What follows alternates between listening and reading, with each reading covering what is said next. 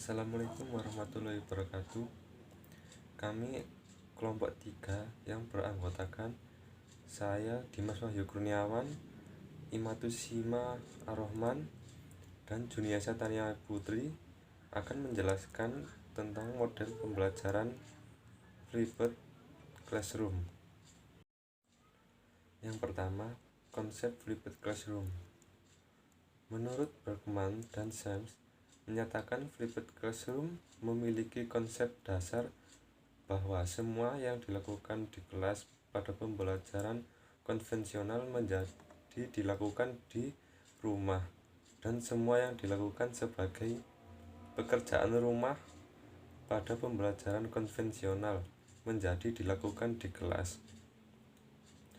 Konsep model pembelajaran flipped classroom adalah ketika pembelajaran yang seperti biasa dilakukan di kelas dilakukan oleh siswa di rumah, dan pekerjaan rumah yang biasa dikerjakan di rumah diselesaikan di sekolah.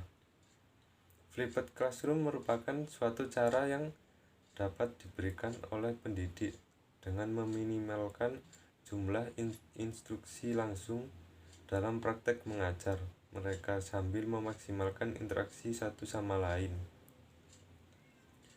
Yang kedua yaitu karakteristik flipped classroom. Menurut Abbey, Sekera, dan Dawson, karakteristik model pembelajaran flipped classroom yang membedakannya dengan model pembelajaran biasa adalah yang pertama, perubahan penggunaan waktu kelas. Yang kedua, perubahan penggunaan waktu di luar kelas.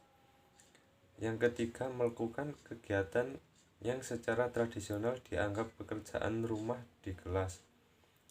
Yang keempat, melakukan kegiatan yang secara tradisional dianggap di dalam kelas, di luar kelas. Yang kelima, kegiatan di dalam kelas menekankan pembelajaran aktif, peer learning, dan pemecahan masalah. Yang keenam, aktivitas pra dan pasca kelas. Yang terakhir, penggunaan teknologi, terutama video. Sedangkan menurut Muir dan Geiger, karakteristik belajar dengan metode flipped classroom adalah: yang pertama, sarana untuk meningkatkan interaksi dan waktu kontak pribadi antara siswa dan guru. Yang kedua, memberikan siswa ruang untuk bertanggung jawab atas pembelajaran mereka sendiri. Ruang kelas di mana guru bukan disebut sebagai orang bijak di atas panggung, melainkan memberi panduan di sisi siswa. Yang ketiga, mencampurkan instruksi langsung dengan pembelajaran konstruktivis. Yang keempat, kelas di mana siswa yang tidak hadir tidak akan ketinggalan pelajaran. Yang kelima, kelas tempat konten diarsipkan secara permanen untuk ditinjau dan diperbaiki. Yang keenam, kelas tempat semua siswa terlibat di dalam pembelajarannya. Yang terakhir, tempat di mana semua siswa menerima pendidikan yang dipersonalisasi. Prinsip flipped classroom sendiri merupakan metode pembelajaran yang dimana pembelajaran kelas teori tidak dilaksanakan di sekolah. Flipped room mengkombinasikan antara pembelajaran dalam kelas dan pembelajaran di luar kelas dengan tujuan untuk memaksimalkan kegiatan pembelajaran. Pada pembelajaran flipped classroom, siswa diharuskan untuk terlibat dalam penyelesaian kegiatan pembelajaran online dalam rangka mempersiapkan pembelajaran yang selaras dengan dalam kelas. Pembelajaran menggunakan flipped classroom dilaksanakan agar pembelajaran yang dilakukan di dalam kelas lebih efektif.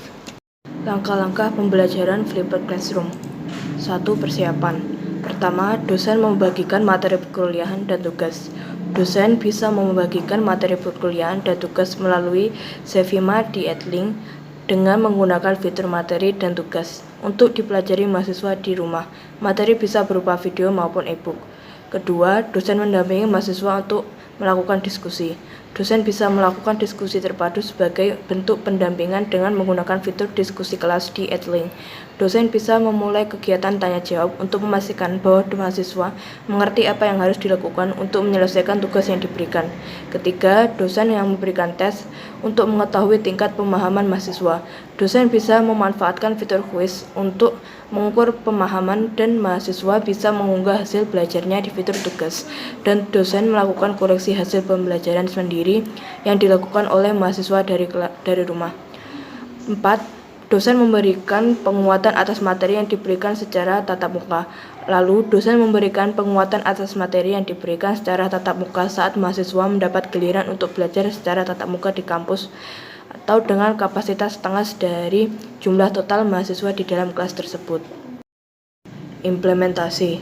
Dalam melakukan pembelajaran secara flipped learning ini bisa dilakukan dengan implementasi berikut ini. Menurut Wes, ketika melakukan pembelajaran secara flipped learning, jangan pernah paksa dosen untuk menggunakan satu platform pembelajaran tertentu, tapi dosen bisa menggunakan platform secara high touch atau low touch. Selanjutnya, masuk pada materi contoh implementasi. Contoh penerapan pembelajaran flipped classroom pada siswa SMA kelas 11 pada mata pelajaran PPKN berbasis sosiologi. Saat pelaksanaan model pembelajaran flipped classroom, terdapat beberapa kendala yang terjadi selama penerapan pembelajaran flipped classroom. Yang pertama, mulai dari tingkat pemahaman siswa terhadap pembelajaran flipped classroom. Dan terdapat beberapa siswa yang mengalami kendala keterbatasan jaringan internet di rumah.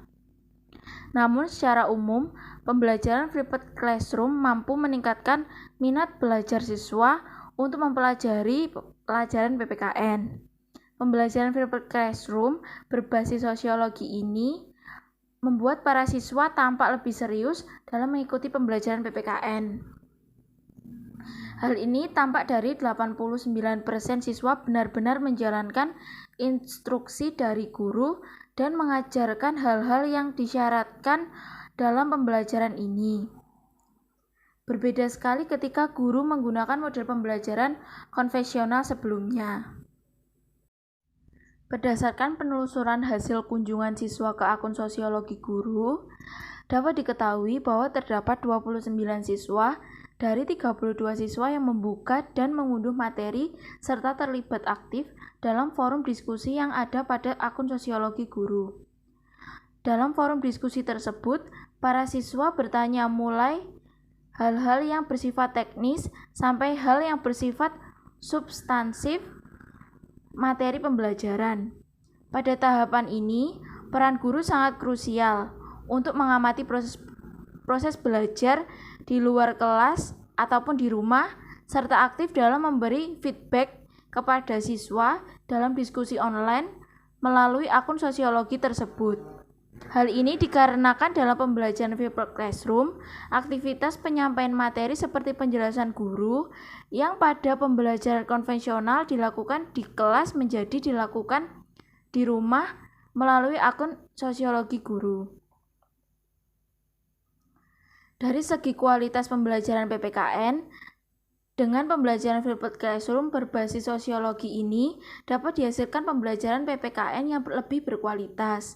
Karena dengan sosiologi apps, materi disusun secara jelas dan runtut. Kreativitas model materi lebih bervariasi dari mulai penggunaan materi berbasis video, berbasis teks, atau berbasis gambar yang dapat disajikan dan diunggah pada akun sosiologi ini. Sekian presentasi dari kelompok 3 yang membahas tentang flipped classroom. Jika ingin bertanya atau ada saran, silakan tulis di kolom komentar. Sekian dari kelompok 3, apabila ada salah mohon maaf. Wassalamualaikum warahmatullahi wabarakatuh.